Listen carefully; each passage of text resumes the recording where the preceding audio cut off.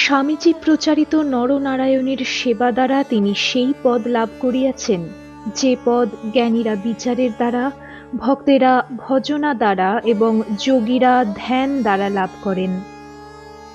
রামকৃষ্ণ সংঘের যে মহনীয় সন্ন্যাসীকে লক্ষ্য করিয়া একদা উদ্বোধন এই মন্তব্য করিয়াছিলেন, তিনি স্বামীজীর অন্যতম ঘনিষ্ঠ শিষ্য স্বামী নিশ্চয়ানন্দ।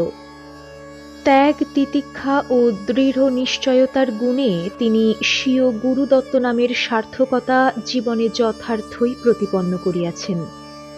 শ্রী গুরুর নির্দেশে সেবা ধর্মের সাধনায় পরিপূর্ণ আত্মোৎসর্গ করিয়া নিশ্চয়ানন্দ প্রমুখ স্বামীজীর শিষ্যগণ সনাতন সন্ন্যাসী সম্প্রদায়ের মধ্যে যুগোপযোগী এক নূতন তত্ত্বের প্রতিষ্ঠা করিয়া গিয়াছেন, এ কথা বলিলে কিছু অত্যুক্তি হইবে না। প্রাচীনপন্থী সাধুদের মধ্যে মানব সেবার উচ্চ সাধনাদর্শটি বাস্তবিক পক্ষে তেমন আদরণীয় ছিল না, কিন্তু বর্তমান যুগে শ্রীরামকৃষ্ণ বিবেকানন্দের শিবজ্ঞানে জীব সেবার মহৎ বার্তা তত্ত্বান্বেষী মানবকে এক নূতন আলোকের সন্ধান আনিয়া দিয়াছে। নিশ্চয়ানন্দ ও তদীয় প্রিয় গুরুভ্রাতা কল্যাণানন্দের অক্লান্ত সেবা সাধনা এই অভিনব বার্তাকে উত্তরাখণ্ডের সনাতন পন্থীদের কাছে পৌঁছাইয়া দিতে প্রভূত সহায়তা করিয়াছে, তাহাতে সংশয়ের অবকাশ নাই। স্বামী নিশ্চয়ানন্দের পূর্বাশ্রম ছিল মহারাষ্ট্রের অন্তর্গত দক্ষিণ কানাড়ায় জানাজিরার নিকটবর্তী একটি ছোট গ্রামে। তাহার পূর্ব নাম সুরজরাও। আনুমানিক 1865 খ্রিস্টাব্দের কোন সময়ে দরিদ্র এক ক্ষত্রিয় পরিবারে তাহার জন্ম হয়। সাংসারিক অসচ্ছলতার দরুন ইংরাজি লেখাপড়ার সুযোগ বেশি দিন তিনি পান নাই। মারাঠি ভাষা ভালোই জানিতেন, দক্ষিণ দেশীয় আরও দুই একটি ভাষা তাহার জানা ছিল। পরবর্তী জীবনে বাংলা লিখিতে বা পড়িতে না পারিলেও বলিতে ও বুঝিতে ভালো শিখিয়াছিলেন। পূর্বাশ্রমে তিনি রাওজি নামেই পরিচিত ছিলেন। রাওজি বিদ্যালয় ত্যাগ করার পরে ভারতীয় সৈন্য বিভাগে প্রবেশ করিয়াছিলেন। যদিও আশৈশব তাহার মধ্যে সংসার বিরাগ, হৃদয়বত্তা ও ব্যবহার মাধুর্য প্রভৃতি বৃত্তিগুলির প্রস্ফুটিত ছিল, তথাপি দারিদ্র্যের পীড়নে তাহাকে অনন্যোপায় হইয়া সৈনিকের জীবনে স্বীকার করিয়া লইতে হইয়াছিল। রাওজির কর্ম ছিল সাউথ কর্ণাটক পল্টনের অধীনে, তবে এই পল্টনের কার্যে তাহার প্রকৃতিগত একটি বিশেষ আকাঙ্ক্ষা চরিতার্থ হইতে পথ পাইয়াছিল প্রচুর। ছেলেবেলা হইতেই দেশ ভ্রমণ ও মন্দির আদি পরিদর্শনের একটি ঝোঁক তাহার প্রবল ছিল, কিন্তু দরিদ্রের ঘরে জন্ম হওয়ায় তাহার সে সাধ পূরণের সুযোগ সুবিধা খুব অল্পই ছিল। সৈনিকের কর্মোপলক্ষে পল্টনের সহিত নানা দেশে তাহাকে যাইতেই হইত, ফলে ওইসব অঞ্চলের প্রসিদ্ধ মন্দির বা তীর্থস্থানাদি দর্শনের সুযোগ কোনো না কোনোভাবে তিনি করিয়াই লইতেন। উত্তর জীবনে তিনি এই কালের নানা অভিজ্ঞতার কথা বেশ চমৎকার বলিতেন। একবার এইরূপ এক প্রসঙ্গে বলিয়াছিলেন, রামায়ণে উল্লিখিত সরোবর দেখতে গেছিলুম, দেখলুম দুটি হ্রদ পার্বত্য প্রদেশের মাঝে রয়েছে, একটির নাম পম্পা ও অপরটির নাম ঝম্পা। রামায়ণে উল্লিখিত সব ঘটনা স্মরণ হওয়ায় মনে নানা রকম ভাব স্রোত উঠল, মস্তিষ্ক আলোড়িত করে স্মৃতিপথে নানা তরঙ্গ প্রবাহিত হতে লাগলো। এমন আনন্দ জীবনে অল্পই পেয়েছি। আবার দক্ষিণ দেশের বড় বড় মন্দির সম্বন্ধে বেশ বলিতেন। এক একটি মন্দির এক একটি কেল্লা বা নগরের মতো। নানা রাজ্যের নানা আচার আচরণ, রীতিনীতি এসবও তিনি লক্ষ্য করিতেন এবং তাহাও নিখুঁত বর্ণনা করিতেন। রাওজির তীক্ষ্ণ দৃষ্টি, সৌন্দর্যবোধ ও জ্ঞান স্পৃহার পরিচয় তাহার উক্ত বর্ণনাবলীর মধ্যে প্রকাশ পাইত। রাওজি এই সৈন্য বিভাগের কর্মব্যাপদেশে ব্রহ্ম, শ্যাম, জিব্রাল্টার, মাল্টা প্রভৃতি দেশেও ব্যাপক ভ্রমণের সুযোগ পাইয়াছিলেন। ব্রহ্মদেশে অবস্থানকালে আন্দামান দ্বীপপুঞ্জেও বেড়াইতে গিয়াছিলেন। আন্দামানের আদিম জাতির লোকজনের সঙ্গে মেলামেশা করিয়া তিনি তাহাদের শিক্ষা সভ্যতাহীন জীবনযাপন প্রণালীর বহু বিচিত্র সংবাদ সঞ্চয় করিয়াছিলেন। সৈনিক হিসাবে রাওজির দক্ষতা তাহাদের পল্টনে সুবিদিত ছিল। লক্ষ্যভেদ বিষয়ে তাহার দক্ষতা এত দূর ছিল যে শোনা যায় তাহার বন্দুকের গুলি নাকি কখনো লক্ষ্যভ্রষ্ট হয় নাই। লক্ষ্যভেদের বিষয়ে সৈনিক বিভাগের পরীক্ষা দিতে তিনি বরাবরই উচ্চস্থান লাভ করিতেন। ব্রহ্মদেশে থাকিতেই তিনি একটি ছোট বাহিনীর নায়কের পদে উন্নীত হইয়াছিলেন। স্বামী নিরঞ্জনানন্দজি পরিব্রাজক জীবনের কোনো সময়ে মধ্যপ্রদেশের রায়পুর অঞ্চলে পর্যটন করিতেছিলেন। রাওজিও তখন সরকারি কার্যে রায়পুরে ছিলেন। ঘটনাচক্রে সেখানে নিরঞ্জনানন্দজির সহিত তাহার সাক্ষাৎ হয়। এই সাক্ষাৎকারই রাওজিকে ভগবৎ পথের সন্ধান প্রথম আনিয়া দিয়াছিল। শ্রীরামকৃষ্ণের একজন ত্যাগী সন্তানের সংস্পর্শে সৈনিক সুরজ রাওয়ের চিত্তেও ত্যাগের অগ্নি উত্তাপ না লাগিয়া পারে নাই।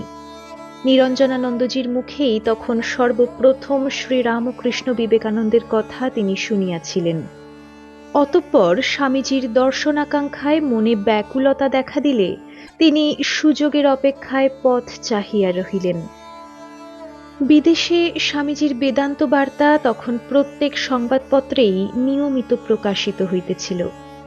রাওজি খুব আগ্রহ সহকারে সংবাদপত্র পাঠ করিয়া স্বামীজির বাণী আহরণ করিতেন, আর যতই তিনি স্বামীজির কথা জানিতে লাগিলেন ততই তাহার প্রতি একটা আকর্ষণ অনুভব করিতে থাকিলেন। এই আকর্ষণ উত্তরোত্তর বৃদ্ধি পাইতেছিল। এমন সময় সংবাদ প্রচারিত হইল যে স্বামীজি ভারতে প্রত্যাবর্তন করিয়াছেন এবং রামনাথ হইতে পরমকুডি, মনমাদুরা ও কুম্ভকোণাম হইয়া মাদ্রাজে আগমন করিতেছেন। সৌভাগ্যক্রমে রাওজি তখন মাদ্রাজ শহরেরই অনতিদূরে একটি গ্রামে ছিলেন। 1897 ফেব্রুয়ারি তখন। কুম্ভকোণাম হইতে একদিন একখানি বিশেষ ট্রেনে স্বামীজি মাদ্রাজে যাত্রা করিয়াছেন। পথে প্রায় সকল স্টেশনেই অপেক্ষমান জনমণ্ডলী তাহাকে বিপুলভাবে অভিনন্দন জ্ঞাপন করিয়াছিল। বিশেষত মায়াবরম স্টেশনের জনসমষ্টি খুবই বিস্ময়কর হইয়াছিল।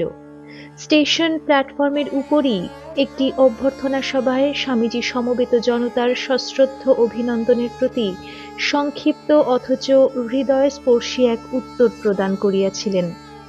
তিনি বিনীতভাবে বলিয়াছিলেন, আমি বিশেষ কিছু বড় কাজ করি নাই, আমা অপেক্ষা আর যে কেহ ইহা আরো ভালো করিয়া করিতে পারিতেন। তবে আমার প্রভু যাহা আমাকে করিতে পাঠাইয়াছিলেন আমি শুধু তাহাই সমাধা করিয়া আসিয়াছি। আমার ক্ষুদ্র শক্তি যে আপনাদের সহানুভূতি লাভ করিয়াছে ইহাতেই আমি ধন্য।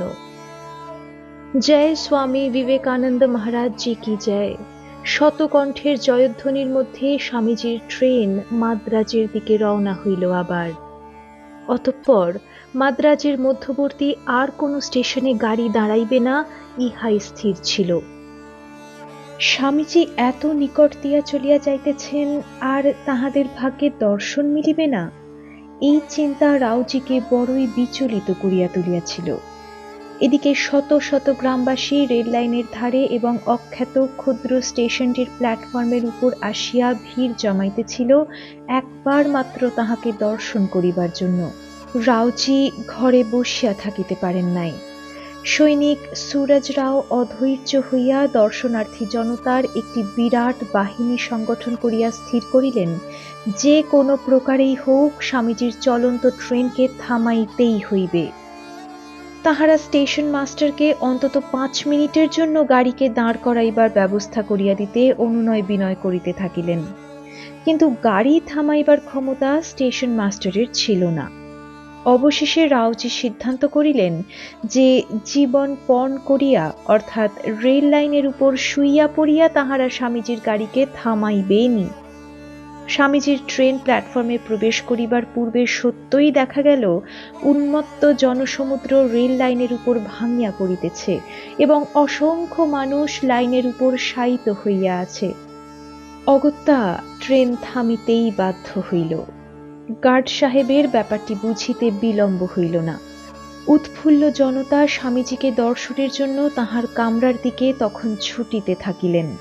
স্বামীজিও তাহাদের স্বতঃস্ফূর্ত শ্রদ্ধায় মুগ্ধ হইয়া মিনিট কয়েকের জন্য কামরার দরজায় দাঁড়াইয়া করজোড়ে জনসংঘের অভিবাদন গ্রহণ করেন এবং বিদায়কালে হাত উঠাইয়া সকলের প্রতি তাহার আশীষ বর্ষণ করেন।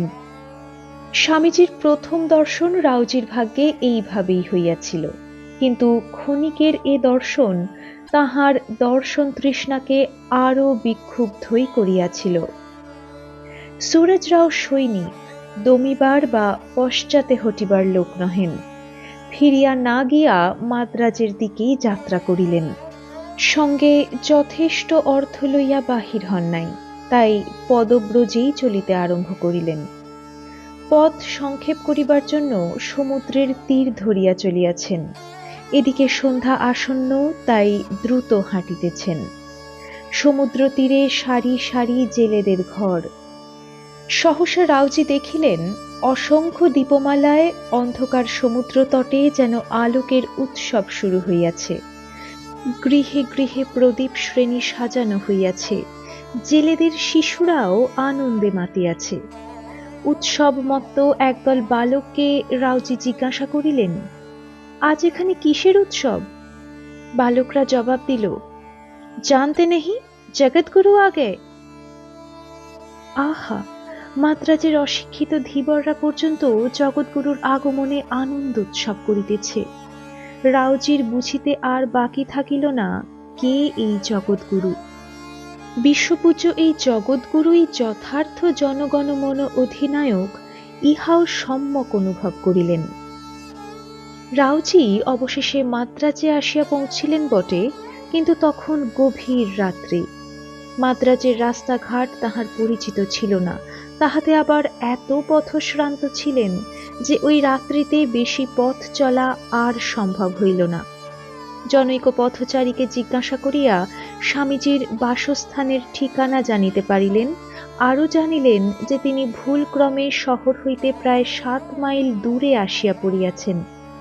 নিরুপায় হইয়া একটি পুষ্করিণীর ধারে একখানা গামছা বিছাইয়া বসিয়া পরম নিশ্চিন্তে বাকি রাত্রিটুকু কাটাইয়া দিলেন। অনাহারে, অনিদ্রায় ও পথশ্রমে অবসন্ন হইলেও রাউজি বিন্দু মাত্র নিরুদ্যম হন নাই। রাত্রি প্রভাত হইলেই পুনরায় তাহার পথ চলা শুরু হইল।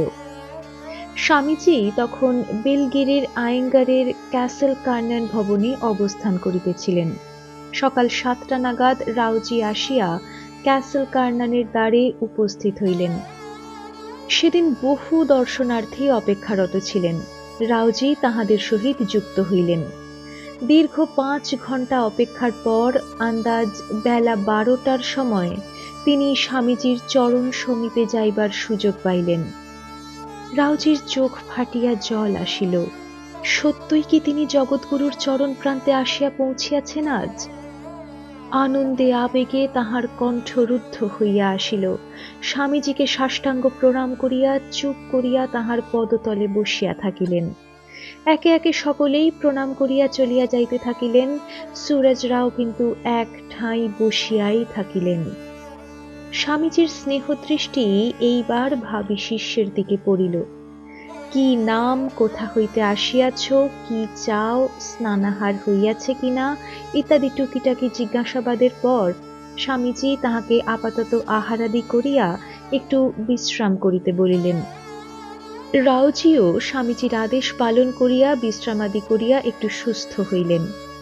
পরে আবার স্বামীজির কাছে গিয়া জানাইলেন যে তাহার সংসারে ফিরিবার ইচ্ছা আদৌ নাই। স্বামীজি কৃপা করিয়া যদি তাহাকে চরণাশ্রয় দান করেন তবে কৃতকৃতার্থ হইবেন তিনি। কিন্তু স্বামীজি রাউজিকে নিরস্ত করিয়া বলিলেন, না, এখন নয়, পরে তুমি আমার সঙ্গে কলকাতায় দেখা করো। রাউজির সে যাত্রায় আর সংসার ত্যাগ হইল না। যাহা হোক, মাদ্রাজে দিন কতক থাকিয়া স্বামীজির বক্তৃতাদি শুনিবার সুযোগ তিনি ছাড়েন নাই। রাউজিকে স্বামীজি কলিকাতায় দেখা করিতে বলিয়াছেন, সে দেখা কবে হইবে ইহারই প্রতীক্ষায় তিনি দিন গণিতে লাগিলেন। দিন, মাস, বৎসর গড়াইয়া চলিল, তবে মনে তিনি দৃঢ় নিশ্চয় করিয়া রাখিয়াছেন যে স্বামীজির পদপ্রান্তে তাহার আশ্রয় মিলিবেই। সংসার বন্ধন ছিন্ন করিয়া অনন্ত মুক্তির রাজ্যে প্রবেশ তিনি করিবেনই। সৈন্য বিভাগের কর্মই এখন তাহার পথের প্রধান বাধা হইয়া দাঁড়াইল। সুস্থ দেহে স্বেচ্ছায় কর্মত্যাগ করা সামরিক আইনানুসারে দণ্ডনীয় অপরাধ। রাওজি যে কোনো দণ্ড মাথা পাতিয়া লইতে প্রস্তুত ছিলেন, যদি উহার বিনিময়ে তাহার কর্মবন্ধন ঘুচিয়া যাইবার উপায় হইত। কিন্তু তাহা তো সম্ভব নহে। দণ্ডও লইতে হইবে, কর্মত্যাগও চলিবে না। ইহা এক নূতন সমস্যা সংসার বিরাগী সৈনিককে এখন উদ্বিগ্ন করিয়া তুলিল। এদিকে তাহার ক্রমবর্ধমান অনাসক্তি ও ঔদাসীন্য দেখিয়া পদস্থ সামরিক কর্মচারীরা তাহার মস্তিষ্কে নিশ্চিতই কোনো বিকার হইয়াছে মনে করিতে লাগিলেন, এবং শেষ পর্যন্ত এই মস্তিষ্ক বিকারের চিকিৎসার ব্যবস্থাও তাহারা করিয়া দিলেন। বিধির বিধানে ইহাই হইল রাওজির পক্ষে পরম আশীর্বাদ স্বরূপ। সৈন্য বিভাগের চিকিৎসক মণ্ডলী অপূর্ব এই উন্মাদকে লইয়া বড়ই ভাবিত হইয়া পড়িলেন। ব্যবস্থা হইল, প্রতিদিন সুরজ রাওয়ের মাথায় আধ মন হইতে 1 মন বরফ চাপাইয়া রাখা হোক, তবেই তাহার মাথার গোলমাল সারিবে। অদ্ভুত রোগের অদ্ভুত চিকিৎসাই বটে। চিকিৎসার জটিলতা যতই বাড়িতে লাগিল, রাওজির বাতুলতাও ততই বৃদ্ধি পাইতে থাকিল। হায়, চিকিৎসকরা তো জানিতেন না যে এ বাতুল চৈতন্যের বাতুল। মস্তিষ্ক পীড়ার বাতুলকে চিকিৎসায় সারানো সম্ভব, কিন্তু চেতন বাতুলের চিকিৎসা নাই। জাগিয়া যে ঘুমায়, তাহার ঘুম ভাঙাইবে কে? অবশেষে ব্যাধি দুরারোগ্য বুঝিয়া তাহারা উন্মাদ সুরজ রাওকে বরখাস্ত করিলেন। কর্ম হইতে নিষ্কৃতি পাইয়া রাওজি হাঁপ ছাড়িয়া বাঁচিলেন। এখন তাহার লক্ষ্য হইল কলিকাতা। জীর্ণ একখানি কম্বল মাত্র কাঁধে ফেলিয়া দিন অকিঞ্চন বেশে স্বামীজির চরণ দর্শনের উদ্দেশ্যে রাওজি কলিকাতার পথে যাত্রা করিলেন। তখন ইংরাজি 1901। স্বামীজির শরীর বিশেষ ভালো ছিল না। তিনি বেলুর মঠে অবস্থান করিতেছেন। একদিন মধ্যাহ্নে তিনি আহার আনতে একটু বিশ্রাম করিতেছেন। এমন সময়ে সেবক গিয়া সংবাদ দিলেন যে একটি মারাঠি যুবক তাহার দর্শন প্রার্থী। যুবক আর কেহই নহেন, সুরজ রাও। স্বামীজি বলিয়া পাঠাইলেন, আচ্ছা, এখন তাকে স্নানাহার সেরে নিতে বল, আমি পরে দেখা করব। স্বামীজির সেবক নিচে আসিয়া এই কথা জানাইলে রাওজি বিনীতভাবে বলিলেন, আমি স্নান আহারের প্রত্যাশী নই। আমি বহু দূর থেকে এসেছি, স্বামীজিকে দর্শন করতেই এসেছি। তাকে প্রণাম না করে স্নান আহার আমি করব না। আমি এইখানেই বসে থাকব। যুবকের এই দৃঢ় উক্তি স্বামীজির কানে গেলে তিনি অগত্যা নিচে নামিয়া আসিলেন। স্বামীজি আসিতেই যুবক তাহার চরণতলে সাষ্টাঙ্গ প্রণিপাত করিলেন। রাওজির মনস্কাম এতদিনে পূর্ণ হইতে চলিয়াছে। স্বামীজির দর্শন লাভে কৃতকৃতার্থ হইয়া করজোড়ে তাহার পদতলে উপবেশন করিলেন। স্বামীজিও আসন গ্রহণ করিয়া বলিলেন, তুমি কি চাও? সুস্পষ্ট জবাব হইল, কিছুই চাই না, শুধু আপনার দাস হতে চাই। যুবকের সরল উক্তিতে স্বামীজি প্রীত হইয়া তাহাকে মঠবাসের অনুমতি প্রদান করিলেন। অতঃপর কিছুদিন পরে রাওজির জীবনের বহু বাঞ্ছিত শুভ দিনটি সমাগত হইল। স্বামীজি তাহাকে কৃপা করিয়া সন্ন্যাস দীক্ষা প্রদান করিলেন। সৈনিক সুরজ রাওয়ের নবজন্ম লাভ হইল। গুরুদত্ত নাম হইল স্বামী নিশ্চয়ানন্দ। শিষ্যের দৃঢ় নিশ্চয় স্মরণ করিয়াই স্বামীজি তাহার ঐরূপ নামকরণ করিয়াছিলেন। নিশ্চয়ানন্দের পরবর্তী জীবনও নিঃসন্দেহে তাহার নামের যথার্থ প্রতিপাদন করে। মঠ বাস করিবার মহা সৌভাগ্য লাভ করিয়া নিশ্চয়ানন্দ প্রাণ ভরিয়া গুরুসেবা ও সাধন ভজন করিতে থাকিলেন। মন্দিরে শ্রী শ্রী ঠাকুর সেবার নানাবিধ কার্যেও তাহার নিষ্ঠা ছিল প্রবল। শ্রী গুরুর ঘনিষ্ঠ সঙ্গ তাহার ভাবী অধ্যাত্ম জীবনের বুনিয়াদকে দিন দিনই শক্ত সুঠাম করিয়া গড়িয়া তুলিতেছিল। নিশ্চয়ানন্দের গুরুভক্তি অননুকরণীয়। স্বামীজির ব্যক্তিগত সেবাধিকার লাভ করিয়া নিশ্চয়ানন্দ নিজেকে কৃতকৃতার্থ জ্ঞান করিতেন। তাহার অপূর্ব গুরুভক্তির নিদর্শন স্বরূপ একটি ঘটনা এখানে স্মরণযোগ্য। মঠে তখন একটি গাভী কেনা হইবে স্থির হইয়াছে। গাভীটি আসিবে দক্ষিণেশ্বরের কাছে আড়িয়াদহ নিবাসী কোনো গোয়ালার নিকট হইতে। স্বামী নিশ্চয়ানন্দের উপর গাভীটি আনিবার ভার পড়িল। সঙ্গে যাইবেন স্বামীজির শিষ্য স্বামী নির্ভয়ানন্দ ও অন্য আর একজন সাধু। তখন তো আর বালিতে বিবেকানন্দ সেতু তৈয়ারি হয় নাই, নৌকাতেই গঙ্গা পারাপার করিতে হইত। স্বামীজি নিশ্চয়ানন্দকে বারবার বলিয়া দিলেন, গরুর দড়িটা কিন্তু হাতে ধরে থাকবি, তাহলে পালাতে পারবে না। যাহা হোক, নিশ্চয়ানন্দ সঙ্গীদের লইয়া নির্দিষ্ট দিনে আড়িয়াদহে গেলেন, গরুও কিনিলেন।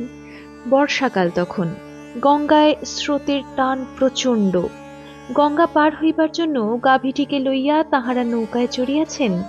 এমন সময়ে জলস্রোত দেখিয়া ভয় পাইয়া সহসা গাভীটি গঙ্গায় লাফাইয়া পড়ে। গরুর দড়ি তো নিশ্চয়ানন্দের হাতে, তিনিও অগত্যা গঙ্গায় ঝাঁপ দিলেন। গঙ্গায় তখন ভীষণ ভাটার টান। সকলেই হতবুদ্ধি হইয়া চেঁচাইয়া উঠিলেন, মাত্র কাহারও কিছু করিবার ছিল না। ওই ভীষণ স্রোতের টানে গরু সহ নিশ্চয়ানন্দ মুহূর্তের মধ্যে অদৃশ্য হইয়া গেলেন। নিশ্চয়ানন্দের কর্ণে বোধহয় তখনও স্বামীজির কথাই ধ্বনিত হইতেছিল। অবশ্যম্ভাবী মৃত্যুর পথে ছুটিতে ছুটিতেও তাহার গুরুবাক্যে নিশ্চয় বিশ্বাস তখনও অটুট। ভাসিতে ভাসিতেও এক হাতে গরুর দড়ি দৃঢ় মুষ্টিতে আকর্ষণ করিয়া অন্য হাতে গরুটির চোখে মুখে জল ছিটাইয়া তাহাকে তীরের দিকে ফিরাইবার চেষ্টা করিতে লাগিলেন। অবশেষে প্রাণপণ পরিশ্রম করিয়া শালকিয়ার কাছে আসিয়া গঙ্গার পশ্চিম তটে উঠিতে সক্ষম হইয়াছিলেন। কিন্তু হায়, তথাপি দারুণ কাদা ভাঙিয়া গরুটিকে কুলে উঠাইতে তাহার যেন প্রাণ নির্গত হইবার উপক্রম হইয়াছিল। যাহা হোক, তীরস্থ কাঠ, বাঁশ ইত্যাদির সাহায্যে ও আরও কয়েকজন ব্যক্তির সাহায্যে শেষ পর্যন্ত গরুটিকে তিনি ডাঙায় উঠাইয়াছিলেন। হাতের দড়ি কিন্তু তাহার হাতেই ছিল, কোনো অবস্থাতেই উহা তিনি ছাড়েন নাই, কারণ স্বামীজির আদেশ ছিল, গরুর দড়িটা কিন্তু হাতে ধরে থাকবি। গাভী লইয়া যখন মঠে পৌঁছিলেন, তখন মঠের সকলে নিশ্চিন্ত হইলেন। নির্ভয়ানন্দ ও তাহার সঙ্গী সাধুর মুখে ইতপূর্বেই সমস্ত কাহিনী শুনিয়া মঠের সকলেই দারুণ উৎকণ্ঠায় ছিলেন। উদ্বেগে আতঙ্কে তাহারা পথের দিকে তাকাইয়াছিলেন। স্বামীজিও খুব ছটফট করিতেছিলেন। নিশ্চয়ানন্দকে পাইয়া স্বামীজি পরম আশ্বস্ত হইলেন, কিন্তু আবার সস্নেহে তিরস্কার করিয়া বলিলেন, তুই মূর্খের মতো গরুর জন্য জীবনটা দিতে যাচ্ছিলি কেন? শিষ্যযুক্ত করে উত্তর দিয়াছিলেন, আপনি আমাকে গরু আনতে পাঠিয়েছিলেন, কেমন করে আমি গরু ছেড়ে চলে আসি? স্বামীজিও তাহাতে রহস্য করিয়া বলিয়াছিলেন, ঠিক ঠিক, আমি গরু আনতে বলেছি, কেন তুমি তাকে ছেড়ে আসবে? তোমার পক্ষে তা তো সম্ভবই নয়। নিশ্চয়ানন্দের আন্তরিকতায় ও কর্মক্ষমতায় মুগ্ধ হইয়া স্বামীজি সেদিন কতই না আশীর্বাদ করিয়াছিলেন। ধন্য নিশ্চয়ানন্দ, ধন্য তাহার গুরু ভক্তি। নিজের জীবন অপেক্ষাও গুরুর আদেশ পালন করা ছিল তাহার কাছে অনেক বেশি মূল্যবান। নিশ্চয়ানন্দের এই ঐকান্তিকী ভক্তি ও গুরু সেবার কথায় মনে পড়িয়া যায় আর একদিনের স্মৃতি। বেলুড়ে তখন পানীয় জল ভালো ছিল না। স্বামীজির জন্য বরাহনগরে একটি বিশেষ নলকূপের জল তখন প্রতিদিনই আনিতে হইত, আর নিত্য ওই কাজটি নিশ্চয়ানন্দই সানন্দে করিতেন।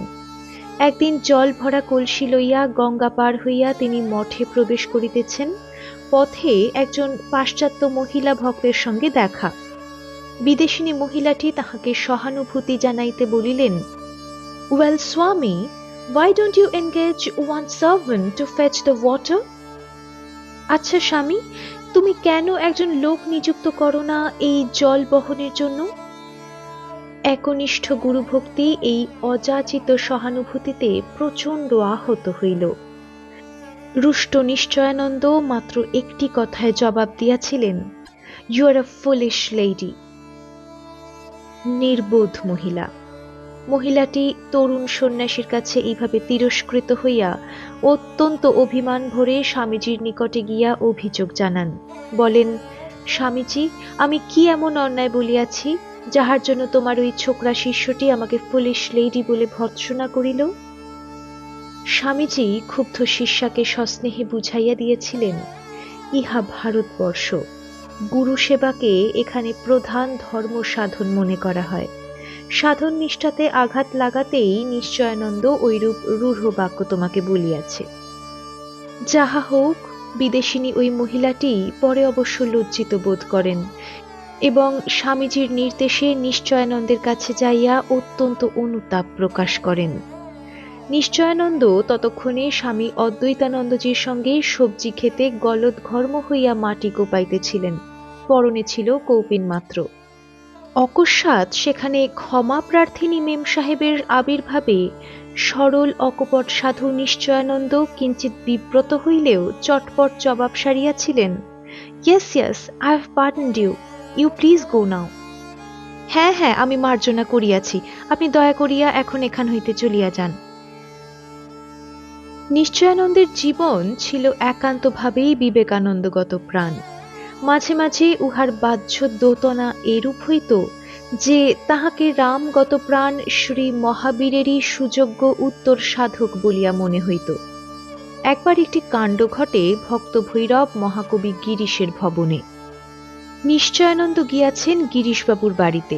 সেখানে লাটু মহারাজও উপস্থিত ছিলেন। তখনও পর্যন্ত নিশ্চয়ানন্দের সঙ্গে লাটু মহারাজের চাক্ষুষ পরিচয় হয় নাই।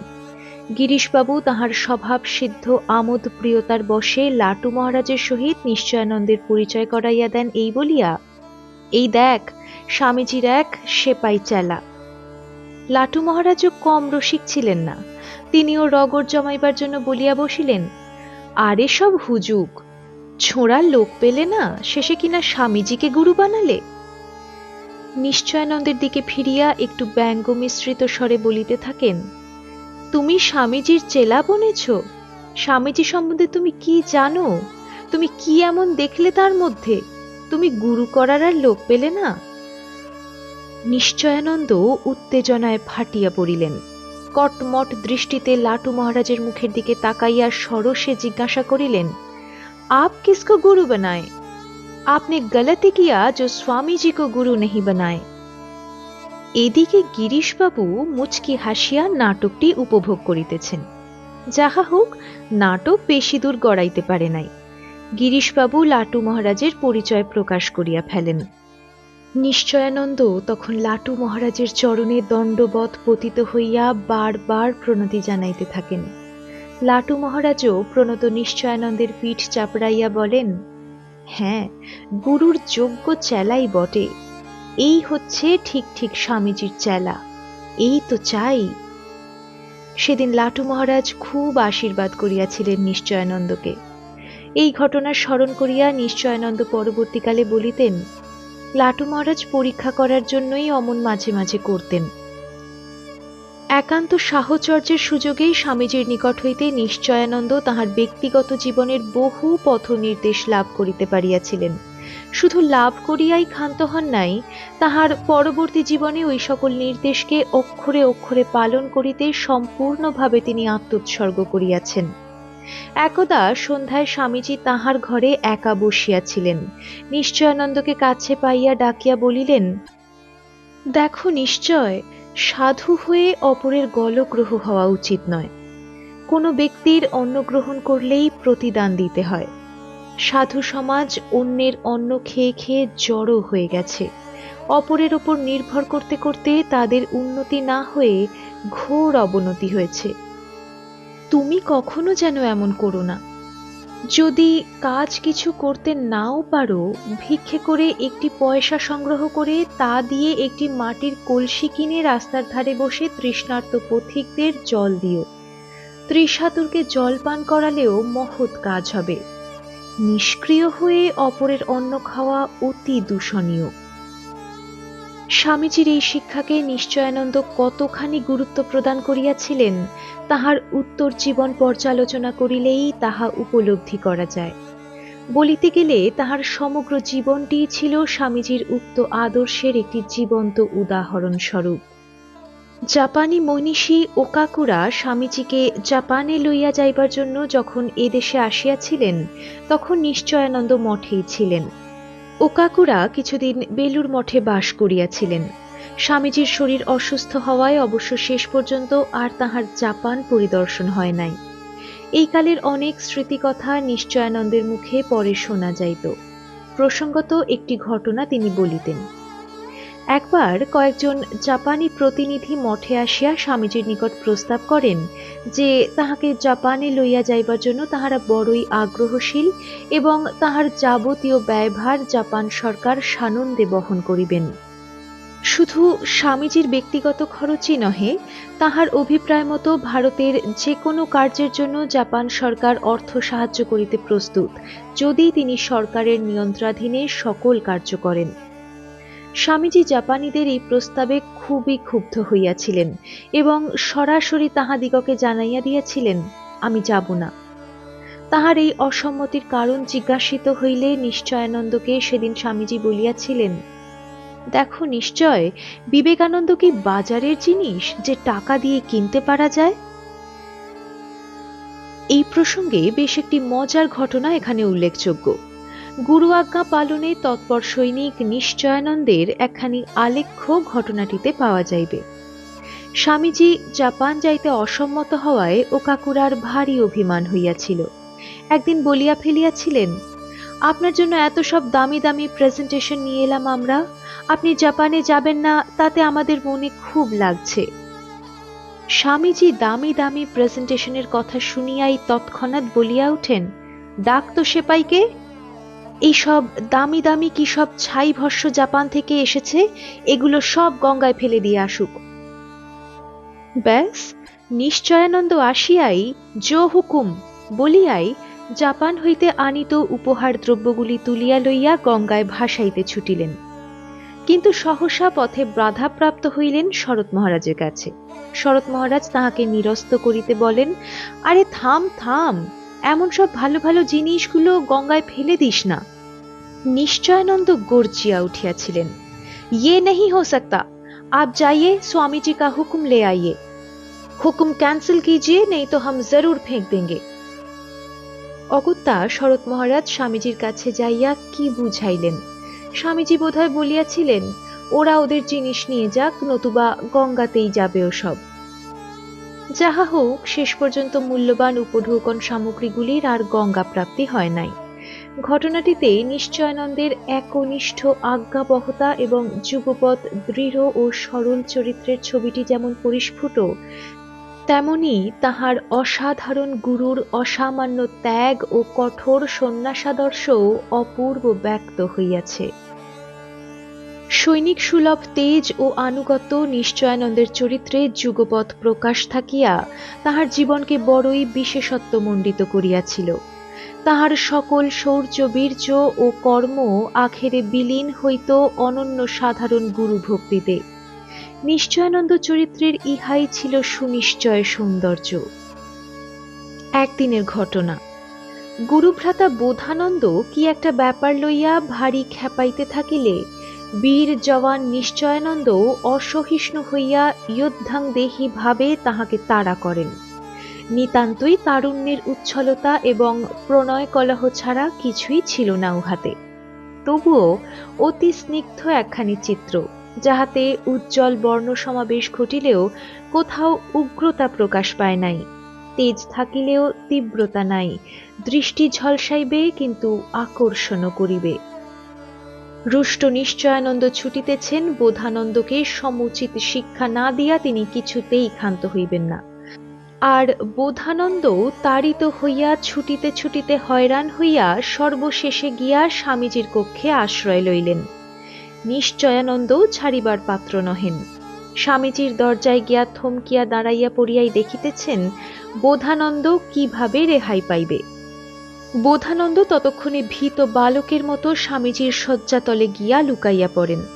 স্বামীজি ঘরের ভিতরেই ছিলেন। দেখিলেন উত্তেজিত নিশ্চয়ানন্দ দরজায় দাঁড়াইয়া ক্রোধে ফুঁসিতেছে, আর বেচারা বোধানন্দ ভয়ে শ্রীগুরুর চরণে শরণ লইয়াছেন। প্রসন্ন স্বামীজি তাহার দুই যুবক পুত্রের কীর্তি দেখিয়া হাসিতে ফাটিয়া পড়িলেন। নিশ্চয়ানন্দকে ডাকিয়া বলিলেন, দেখ নিশ্চয়, তোর ভয়ে হরিপদ আমার খাটের তলায় এসে লুকিয়েছে। ভীত ও শরণাগতকে মারতে নেই, ও আমার শরণাগত। দে দে, ওকে এবার ছেড়ে দে, আর কিছু বলিস না ওকে। নিশ্চয়ানন্দ জো হুকুম বলিয়া ফিক করিয়া একগাল হাসিয়া স্বামীজির পদতলে প্রণাম রাখিয়া সরিয়া পড়িলেন।